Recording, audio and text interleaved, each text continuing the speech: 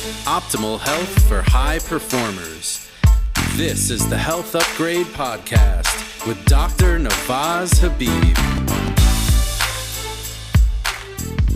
Hello, everybody. Welcome back to the Health Upgrade Podcast. This is Dr. Habib, and I have the pleasure of a wonderful friend and colleague, Waldi Hoon, joining me. How are you, Waldi? Yeah, I'm great. Thank you for having me, Nawaz. I love that we could coordinate this time with me being in Toronto and you being in South Africa, and you being near the end of your day, me being near the beginning of my day, that we were able to get this set up. So thank you for joining me and for spending the time with me here. No, it's absolute pleasure. I'm really excited to talk about YoJo, and I want to understand the journey. I want to be able to share this story with our listeners because I think there's a great breakdown of understanding why YoJo became so focused on the role of the vagus nerve and vagus nerve stimulation in creating overall health. And you are at the helm of the company and you are guiding this journey for the team at YoJo.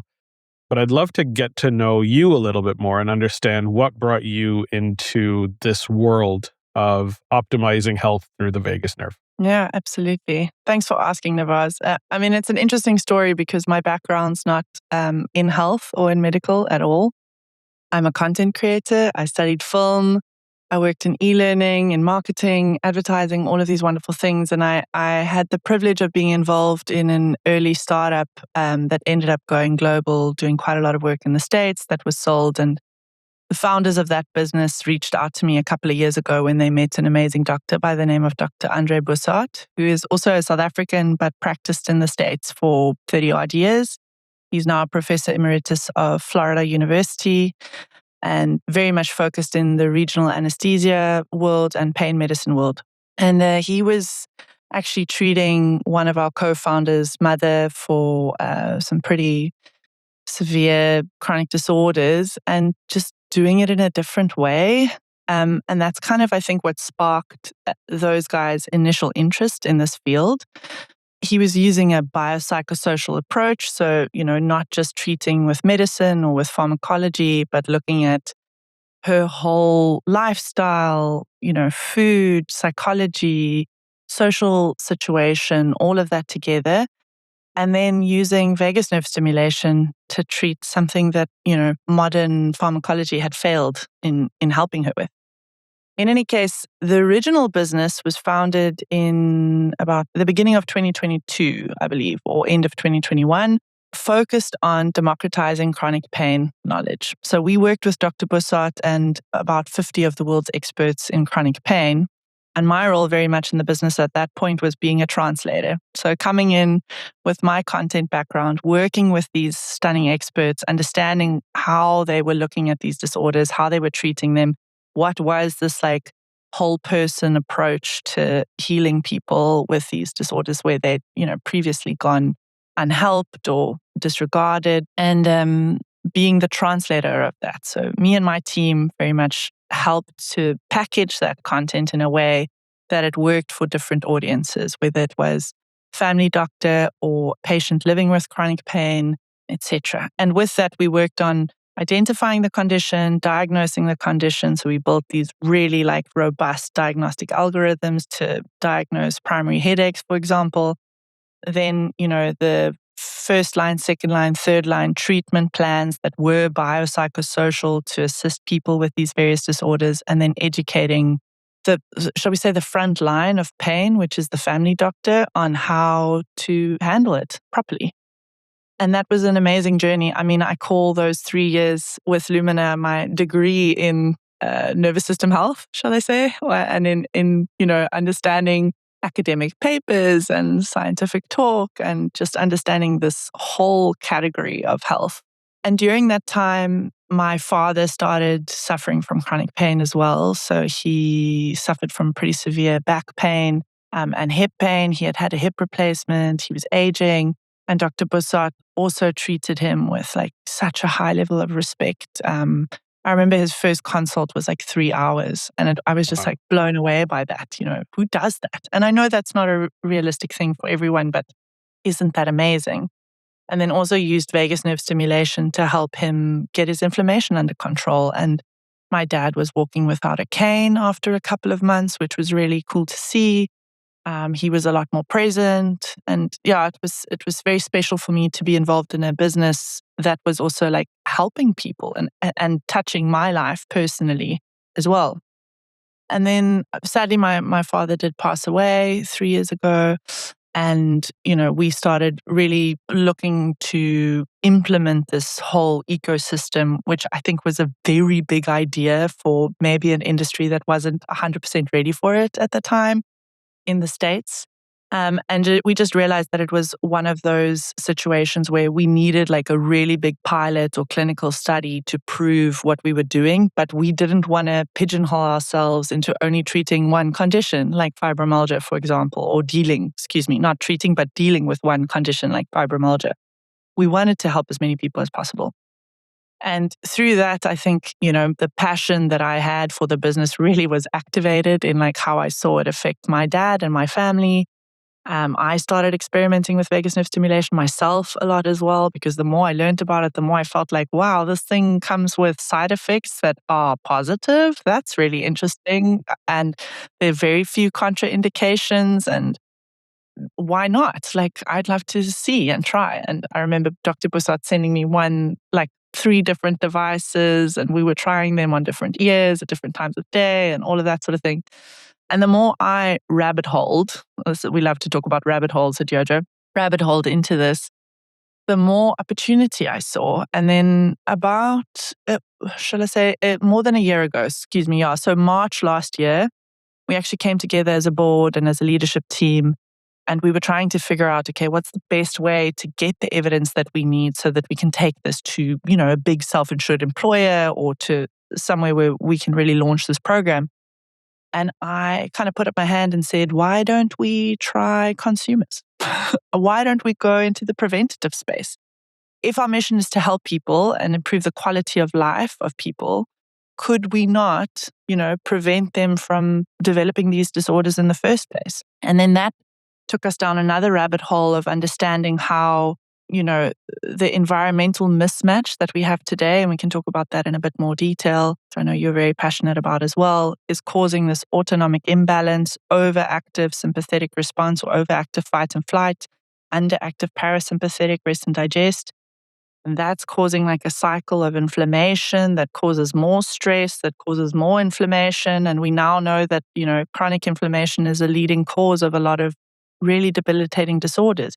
And it shows up early in a lot of different ways for different people, like disrupted sleep or gut issues. I was struggling with acne and eczema most of my life. And now, 7 months into continuous VNS, it's pretty much gone, which is amazing. No one is studying that. No one's looking at that. No. And I truly believe that a lot of it is linked to how our body is balanced from an autonomic nervous system health perspective. So my why is really personal. I suppose, seeing this type of technology and this approach, I would say the biopsychosocial approach as well, is very much core to what we do. Seeing how that helped and transformed people's lives close to me just kind of activated something in me to want to do that at a much bigger scale. And I think that that every man is not aware of how important their autonomic nervous system is. And we have a responsibility to educate people there. And I think that's where my content background and the amazing team that I have and, the amazing advisors that we work with help us to do that. I love that. I love when the journey is personal and it's something that you've personally seen benefits from, that your family has seen benefits from. And ultimately, the goal here is let's lower the burden of suffering that so many people are dealing with, and let's prevent that burden of suffering from becoming an issue in the first place for people that are looking to extend their health span and extend their ability to be functional members of society, right? And that's ultimately the goal here long term. And I love what you talked about here, and something that, that I speak of quite a bit is this environmental imbalance. And Yes. the idea that our bodies are designed genetically for a certain type of life or a certain level of stress that we're able to kind of generally handle. and that there is a significantly higher amount of stress that most people are experiencing than we are generally or had in the past been built to be able to handle. And the autonomic nervous system plays the role of the filter when it comes to these stressors. It's that first line filter of determining, is this a threat to my survival? Is there something in my environment that is going to affect my ability to survive? Or am I safe in this realm? And so I'd love to dig into this idea of the environmental mismatch that we are under right now.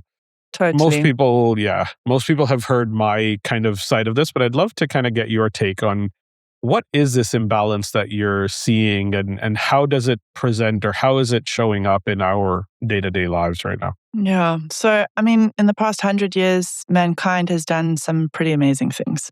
We've built cities and, modes of transport have gotten faster, life's gotten faster. We've got all of this, artificial light. We have wide variants of food that we can have access to. We're obviously glued to our computers a lot more and to screens a lot more. And these are all new stresses that our biology was not exposed to. And we evolve slowly, right? It takes generations for something to change at a biological level. So it's no wonder that our autonomic nervous system, which is the autopilot, if I may, is going a little bit haywire with it. I mean, I was in London now. We launched in the UK and doing incredibly well there. And I was just trying to count the amount of stresses I was being bombarded with without choice in a massive way, from meeting one to meeting two. And it is a bus hurtling past, and it's someone yelling loudly beside you. And it's all of the faces coming past me. And my brain is trying to figure out if they're happy or sad or angry or not, because we also know that our autonomic nervous system reacts to other people's emotions, right? And it's exhausting. And all of that is causing an overactive stress response, or whether it's like low grade or, extreme. Maybe I'm not being pumped with adrenaline and completely shutting down like all digestive systems to survive, but it's confusing my nervous system for sure. And I think that's really it, right? Our autonomic nervous system doesn't know the difference between the stress of a ping on my phone and a growl of a tiger. The biological response to some degree is very similar. And that's happening all the time. So, from a YoJo perspective, we really wanted to create something that helped people feel like they could take a bit of control back in that space. You could leave the city and go live in the mountains and grow your own veggies and not go online, but that's not a reality for the majority of people. We need to survive. It's also amazing, all of these things that we do as humankind. But here's a tool that you can use to at least try to train your nervous system to be a little bit better at least shifting back into a rest state when you can. So I think environmental mismatch to me really boils down to a lot of not always feeling safe. You're not feeling safe and completely comfortable where you are, because you have to be so hyper aware of your environment all the time. Now that's when you're out in the streets and things are busy. But I think also sitting in an office or sitting at home working for 8 hours a day behind a screen, that also stresses your body out, right? Something's off there. I'm not being social. I'm not seeing other mammals. I'm stuck in the same seated position for hours at end, maybe eating high calorie food, looking at a screen. Those are also stresses, but at a different degree. So, and all of these things are new. So I just think that, at the end of the day, you could fix this by changing your environment. That's the obvious answer. But environments will take a while to change. And I think that a lot of cities and public spaces are already starting to build safer feeling spaces and looking at better lighting and sounds and ways to help people navigate that. And there's a lot more of a movement towards looking after people's nervous systems as part of their well-being. But it's going to take a lot of time.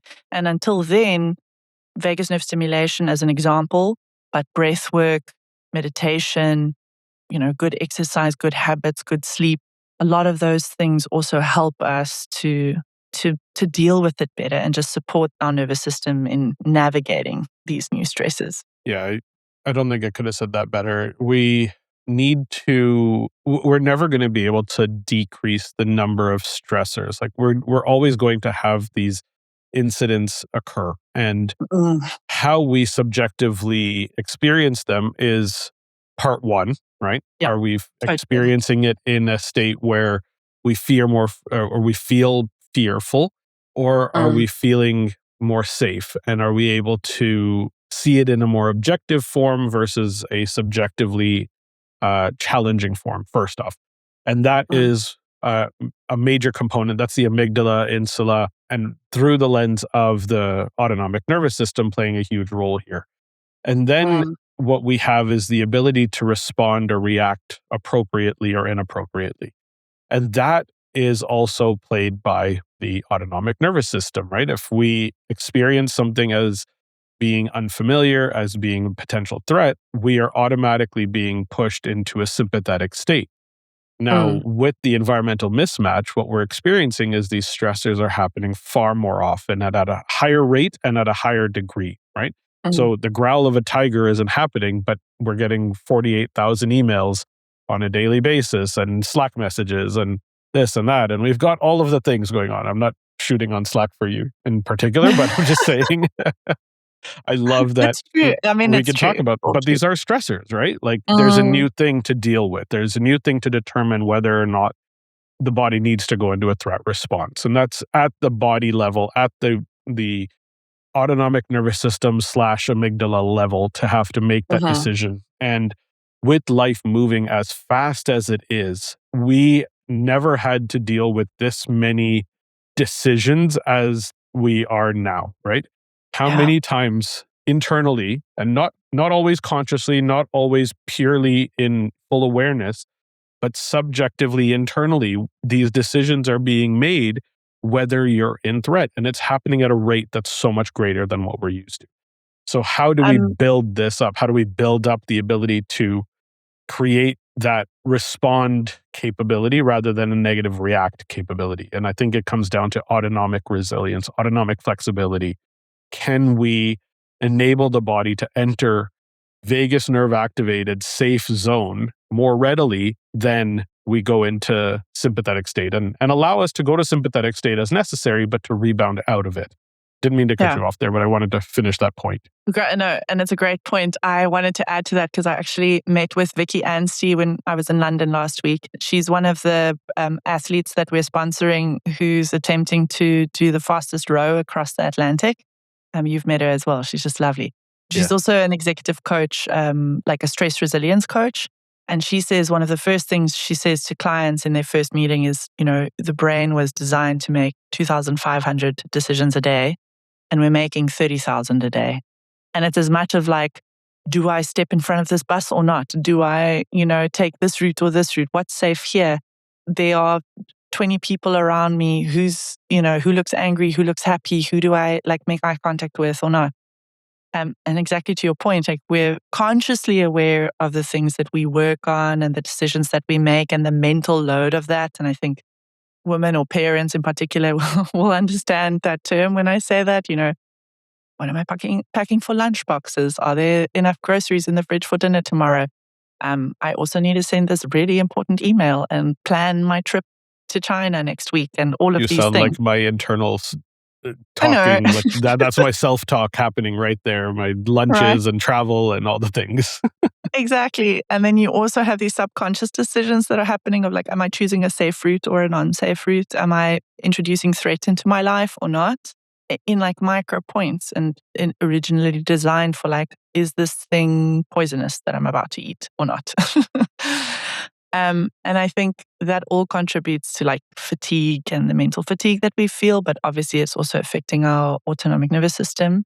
And I think in wellness at the moment, there's like a little bit of a wellness shame that's going on where I think people are feeling the pressure on a mental load level of, am I doing everything that I should be doing from a longevity perspective and to make sure I don't get cancer and to make sure that my kids are going to be fine and, not end up in therapy when they're 11 and like, it's a lot. Should I get a red light mask? Should I be using a vagus nerve stimulator? Should I be, buying a Peloton? And I don't even know what but I mean, fantastic stuff. All of it fantastic.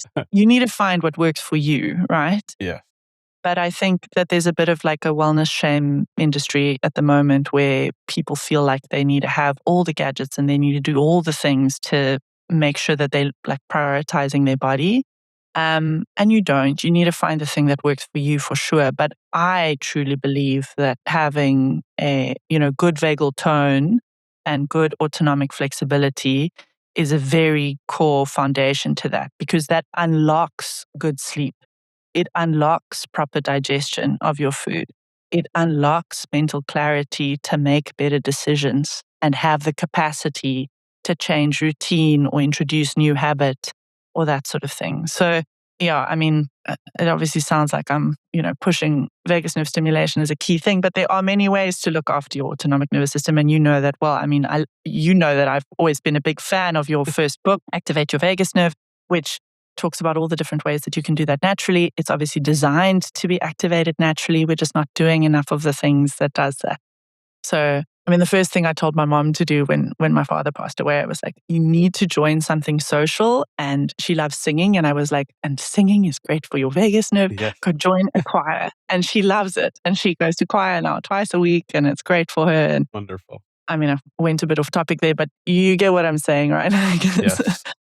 We realize now, like, I think for the longest time, it's been talked about self-care is so important, taking care of ourselves. But what that ultimately means is creating that resilience, creating those opportunities for your body to enter that recovery mode. Totally. And we can't heal when we're stuck in sympathetic state, when we're stuck in overwhelm, when we're dealing with constant threats and decisions and decision fatigue. And when we are in those situations, it drives us into sympathetic state, which sends signals of decreasing vagal tone, decreasing vagus nerve signaling, increasing sympathetic nerve signaling, and that ultimately affects the immune cells, putting them into a more inflammatory state, allowing them to remain in an inflammatory state for an extended period of time. And that's the chronic inflammation that slowly builds up these stress buckets, the allostatic load that people are under, creating new baselines and creating new challenges. But it's the self-care that we need to focus on. And there's multiple forms of self-care. And the vagus nerve is often the goal, right? Toning the vagus nerve is the goal of virtually every self-care practice, regardless of what you choose. Breath work, humming, chanting, gargling, singing, vagus nerve stimulation, whatever it is, the A nice intent warm is bath always with there. candles and Exactly, right? Yeah. Having that moment of calm, of not needing to deal with bedtime and lunches and having a day off from the normal stressors. We all feel better when we're on vacation. The reason is because we're taking care of ourselves. We're not dealing with the same decision load that we need to all the time. So that's really big. And I think what you've done with YoJo is you've brought that into a full experience. I think you've brought this idea of how do I initiate and optimize self-care and then measure it. And I think that is really an important tool because having objective outcome measures helps to actually see trend data, helps to point out changes that are actually occurring on an objective scale. And having that objective trend tracking capability then allows you to look back and say, oh my goodness, I've come this far, I've come that far. And you're seeing changes occur over a 30-minute period. So I'd love to dig into the YoJo experience because most people that are listening haven't experienced it quite yet.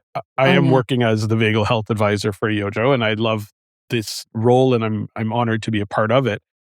And for me, it comes down to that experience. So let's break down how you built out that experience and what it looks like for people as they're utilizing the app and the device. Yeah.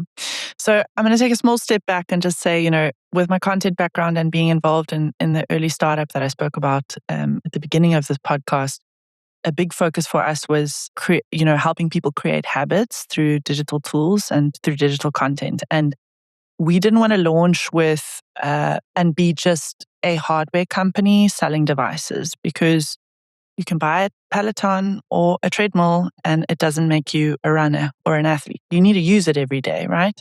Vagus nerve stimulation, we know, compounds over time.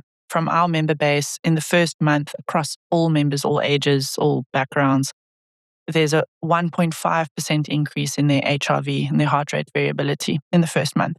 But by month 6, it's almost 18% on the month 5 baseline across the board. Now, I mean, we have certain cohorts that are really impressive, like people with naturally low HRV. Their HRV goes up almost 54% in the first 2 months. But looking at it all across the board like that. So we knew we wanted to create a tool that was going to help people, make this a daily habit. And let YoJo play the role of the wise planner so that our users can be toddlers about it. Do you know what I mean? So we needed to find hooks to help people come back to it. And because we knew that people were only going to see results in 10 days or 2 weeks or 3 months or 6 months for some people, we had to give them those small rewards early on and shine a lens onto or light onto what was going on with their physiology whenever they did vagus nerve stimulation. So the platform today is a couple of different things that kind of all bake into that, with the intention of people spending no longer than 2 minutes a day on the app to do what they need to do for their health. So when you come into YoJo, we combine health metric analysis with vagus nerve stimulation. We help you make it a habit. We educate our members slowly in micro content pieces over time so that they have increased health literacy around the nervous system and autonomic health, and they understand what HRV means and all of those wonderful things. And then we also have human coaches that engage with every single member that comes into YoJo. They do a face-to-face or a virtual consult to understand where they're coming from, whether they're living with any specific problems or they have any specific goals, or like what their reason was for coming to YoJo. Those coaches are either registered nurses or general practitioners, not because they need to be, but because we wanted them to be. We really want to show up responsibly, and they will track people's metrics over time. Now, how we get the metrics is quite interesting, and I know you love this in particular. You come into the app, and then using your on-phone camera, your front-facing camera, we use a 30-second selfie to measure heart rate variability, blood pressure, stress index, parasympathetic activity, breathing rate, and cardiac workload in 30 seconds, which is pretty great. It is. Moment in time reading, caveat, but still pretty great. And then you connect to your vagus nerve stimulation device, put it in your ear. We specifically use auricular stimulation because we wanted to create something that fit into people's lives easily and they could use while they were on the go. So, you can use the device while cooking or on the tube somewhere or, walking in your garden, or I use it in my meetings all the time. And then after you finish your stimulation session, you do another face scan and we show you what shifted. So whether your stress came down, parasympathetic activity increased, all of those things. And then from that, we create an AI insight that assesses your previous sessions and your previous scans to tell you where you're at and give you some recommendations of things that you could do to help de-stress if we're seeing a worrying trend of stress going up. But the coaches, they don't use AI. They look at it purely through their eyes and based on how we've, trained them, and they'll provide you specific recommendations based on your journey. So, some people come to us with a gut issue and they're going to have a very different experience to the person that comes to us with disrupted sleep. And that's the goal. We very much take like I mentioned earlier, biopsychosocial view of all of this. It doesn't feel that way from a consumer perspective. It just feels super light touch and easy to fit into their lives. We have amazing behavioral psychologists that work with us to help us with developing good routines and, that lead to great habits over time. And one of those things is sort of the habit stacking approach. So in our consults and in our initial engagement with members, we try to figure out what their current routine is and see where we can latch their vagus nerve stimulation session onto it to make sure that it's happening daily, which has been really successful. So for some people, I'm such a fan of habit stacking. It's so much easier than starting a new thing. For me, I've got my YoJo sitting beside me, and it's the tool that when I sit down at my desk, I throw on immediately and stacking it on, right? I've gotten the kids out of the house, the chaos can come down, and now it's time to focus in on the work and get these things done. And I've got it there as this reminder that it's stacked on top of starting work. So same idea. I mean, my perfect example of that, which I love talking about, is how I got back into exercise after 2 kids, because I had my first kid in COVID, which was a great excuse to do as little as possible. We had our second at the same time, so similar, yes. And then my second was 2 years later, and he was intense child, is an intense child. He's amazing, but like Second he took a children lot of generally are. he took a lot of effort in the beginning sort of year, and I really struggled. I was trying to do home workouts, and we live in the countryside in Elgin Valley in South Africa, which is really beautiful. So I don't necessarily have a gym I can go to and that sort of thing.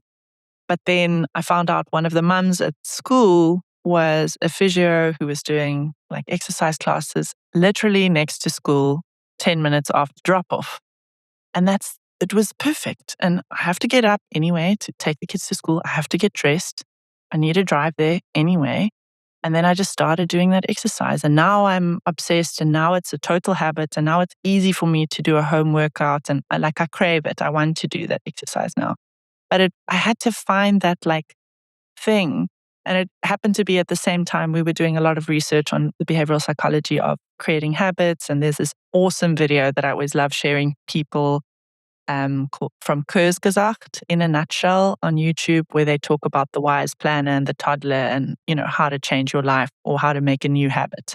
And they articulate it so beautifully about how, it's hard. It's really hard to create a new habit. But if you can find that space in your routine where you already have an existing habit and then attach something new that you want to do to that, it's a lot easier for your brain to do that.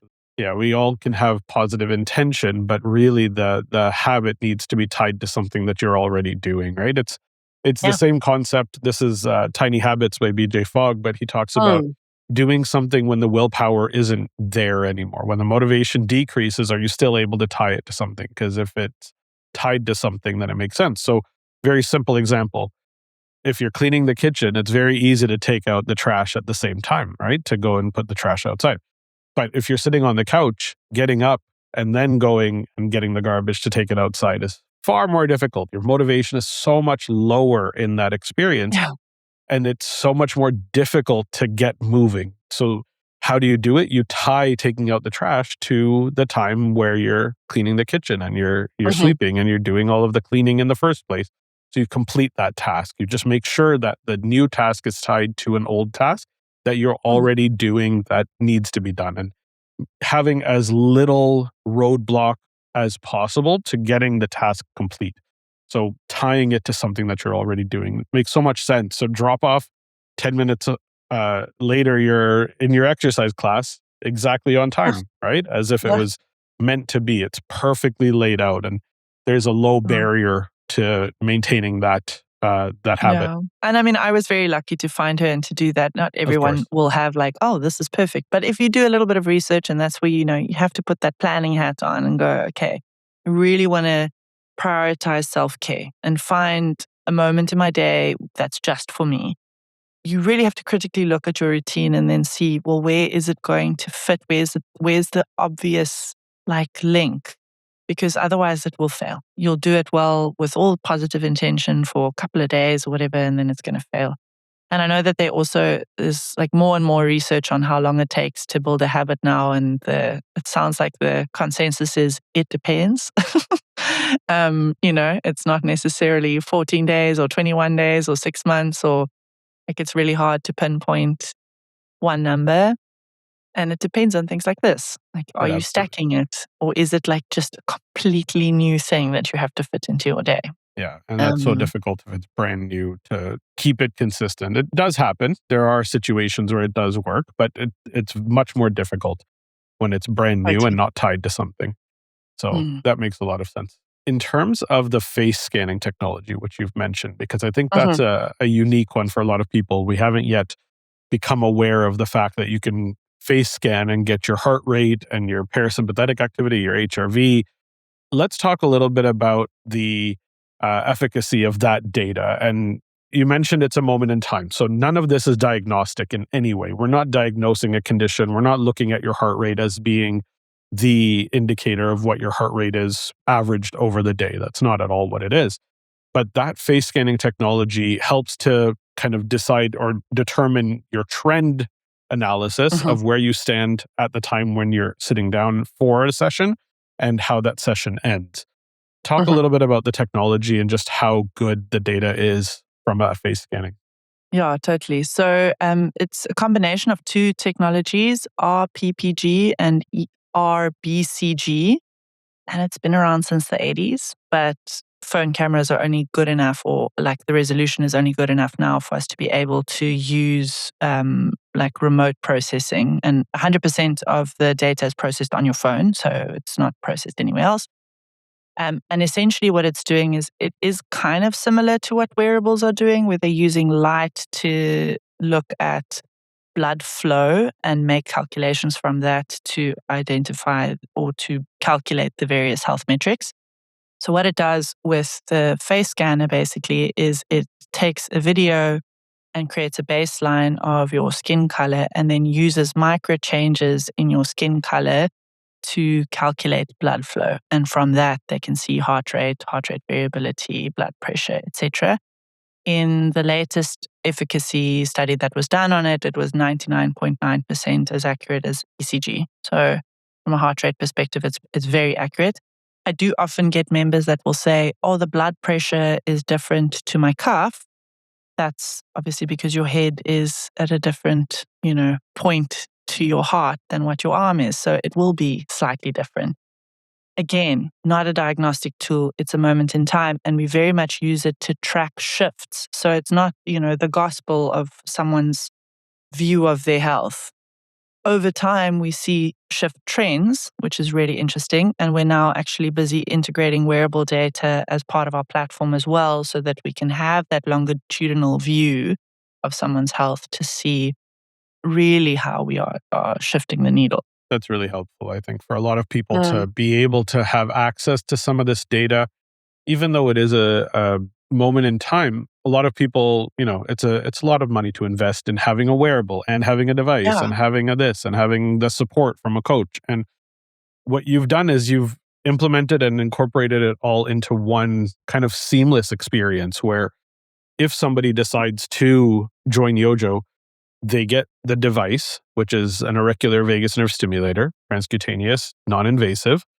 It has the app, which has face scanning technology, which provides you objective outcome data of heart rate variability, and blood pressure and whatnot. Obviously not diagnostic, but great for trend tracking. Then we get into the actual stimulation, and we have the coaching piece built in with an AI-based analysis of the data and human coaching to help you ensure that the support that you're getting is human. And I think that's so important for us, personal. especially going forward. It's personalized, exactly.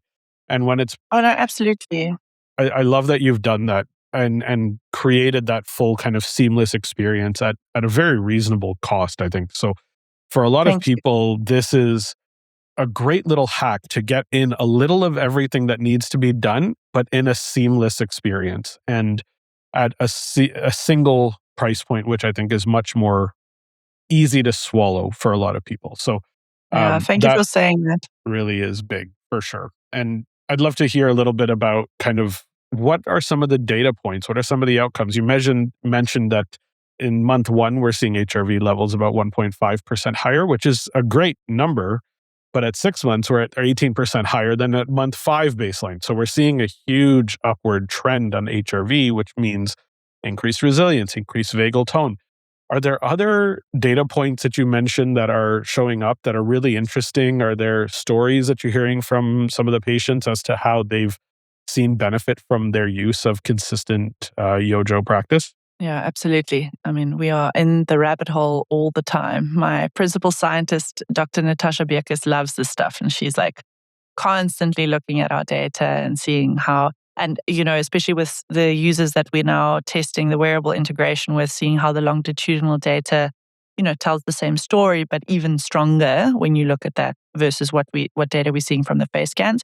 I do want to add as well that a couple of months ago, we launched a check-in as well, a daily check-in from a psychological check-in perspective, because we don't just, with the biopsychosocial view on well-being, the biological markers are incredibly important, but we also need to look at like the psychological markers as part of that. So it's great that your HRV is increasing, but do you actually feel more resilient? Do you feel more capable of dealing with your day?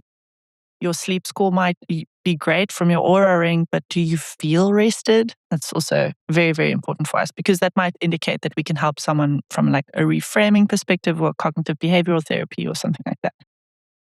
On the data points, our engagement's been amazing. That's been a massive surprise. I really thought that it was going to take a lot more hard work getting people to do one vagus nerve stimulation session a day.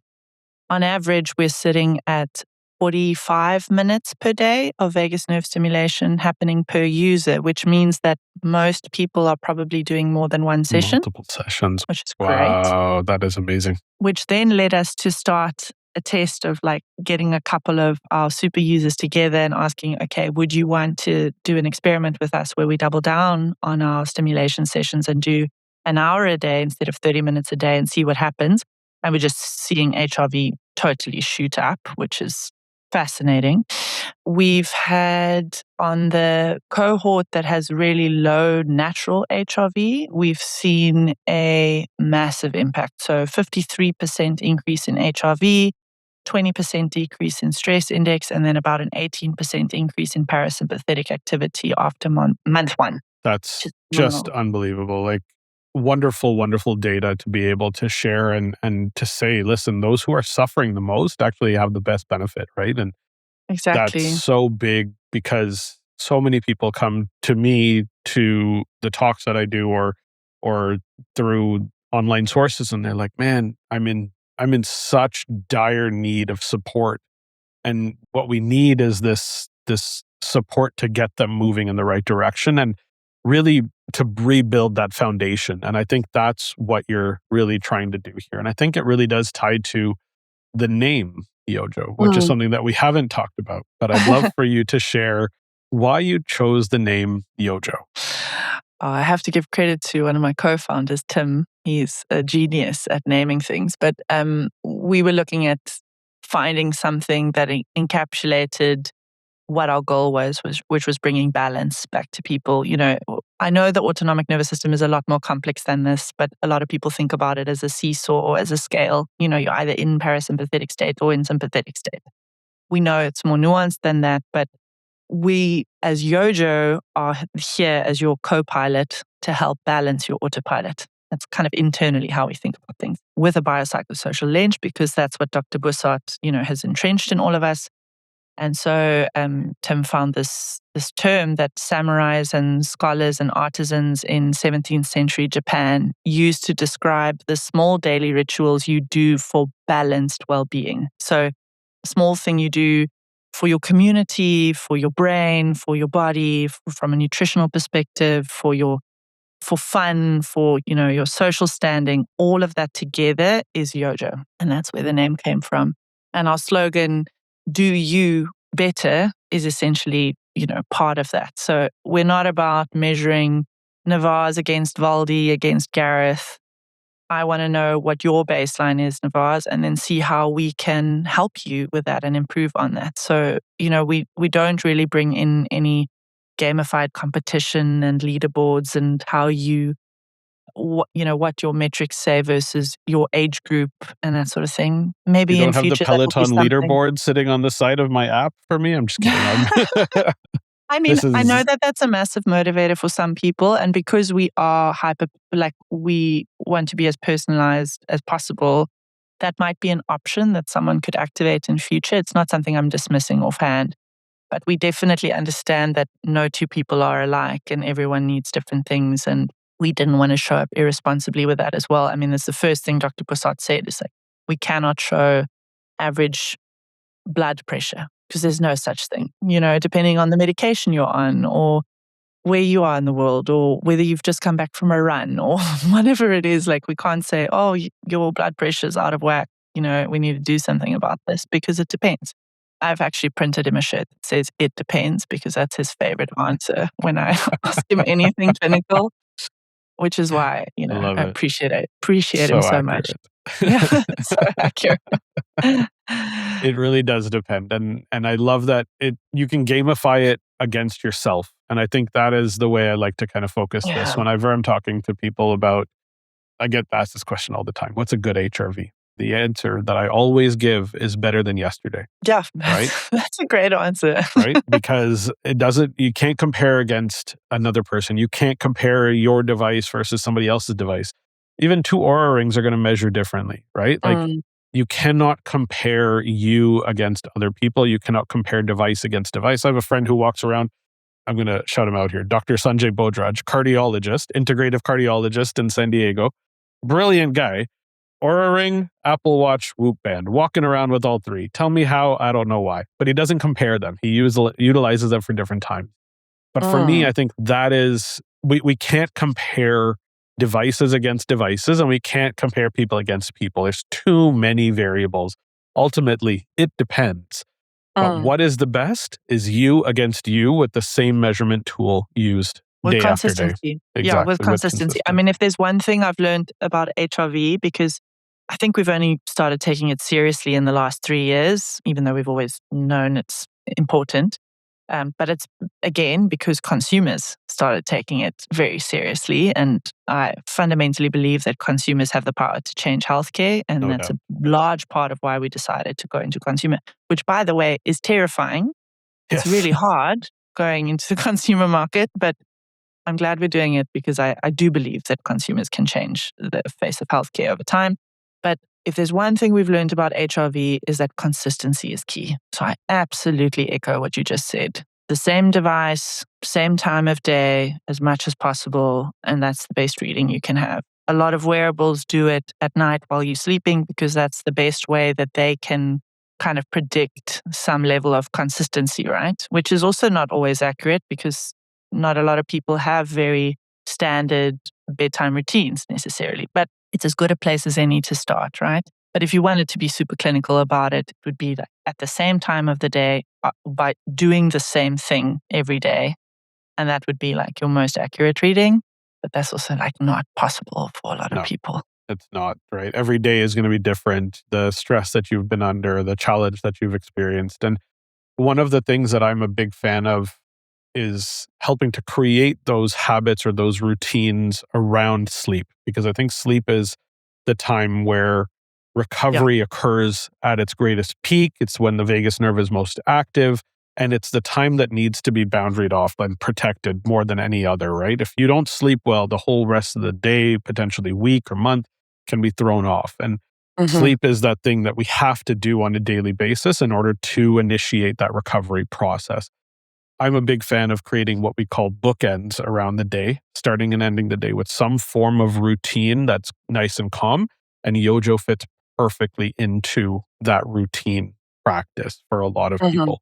So that's why I'm such a big fan of what you're doing and the tool you're creating here. How can people learn more about YoJo and joining the community and getting the device and getting set up? Yeah, well, just go to our website and you can learn more there. We've got a fantastic blog. I'm very proud of it. The team does some amazing work there. We've also had an awesome guest write up from you about the acetylcholine molecule, which I loved. Follow us on socials, on Instagram, on LinkedIn. LinkedIn, we tend to do longer form, really like sciencey deep dives. And then Instagram is more about the lifestyle side of YoJo. So like best tips to use it, hacks, what time of day, a lot of user stories or member stories as well, of, people who love what we do. We're available in the UK and Europe now and working on the US, but not there yet. So it'll get there. Yeah, we have a wait list for other countries and always happy for anyone to even reach out to me directly. I love speaking to people about this. And I think, like you and I said, I can't remember when, but we have a responsibility to educate people on this because I think that there's like something really special here. And there's a lot that we don't know, just based on my current member cohort and the variance of like positive outcomes that people are reporting. I have one amazing story of a woman who used YoJo, and she's a type 1 diabetic and wears a continuous glucose monitor, who called me a couple of months in saying, Waldi, my blood sugar spikes have gone away while I sleep. I was sleeping better and I was like, this is great because that's what YoJo promises, but it's actually affecting how my diabetes is showing up. Now, again, one swallow doesn't make a summer. that's not, a publishable outcome or anything, but there's a great user story. We've had people whose smell post-COVID has come back. I mean, that's amazing. It is. It And absolutely is. And to me, it boils down to the cause, which is this autonomic imbalance and nervous system dysregulation, which shows up differently for different people. And that's why we're not like sleep better with YoJo. We're do you better, because you are going to have your dysregulation show up in a different way. Like I mentioned earlier, for me, it's eczema and acne. I haven't had a serious breakout in 2 months. So, I mean, I don't know. Again, one swallow doesn't make a summer, but it's something that we're monitoring and something that we're seeing. And we love member stories like that. That's a lot of what we also post on our blog and stories we talk about and communities that we're trying to help with. Of course. If we can trend in the right direction and get people to be more resilient, to be able to have that autonomic flexibility where they can go back and forth and train the ability to turn their vagus nerve on, that's ultimately the goal, right? And that will lower chronic inflammation, that will lower the burden that people are under and be able to put them into a state where recovery is truly possible and they can heal. I love it. Thank you so much for joining me, Waldi. I think this has been a beautiful conversation. I've loved every minute of it. We're very much on the same page. I'm honored to be a part of the team and to contribute in whatever way that I can. And we want to get YoJo and this focus out to as many people as possible. Let's help upgrade health. Thank you again for joining me. If you got to this point in the podcast listening and you were enjoying this content, please share this episode with 3 people who you think could utilize this information to better upgrade their health. And we'll catch you all on the next one. Thank you so much. Bye.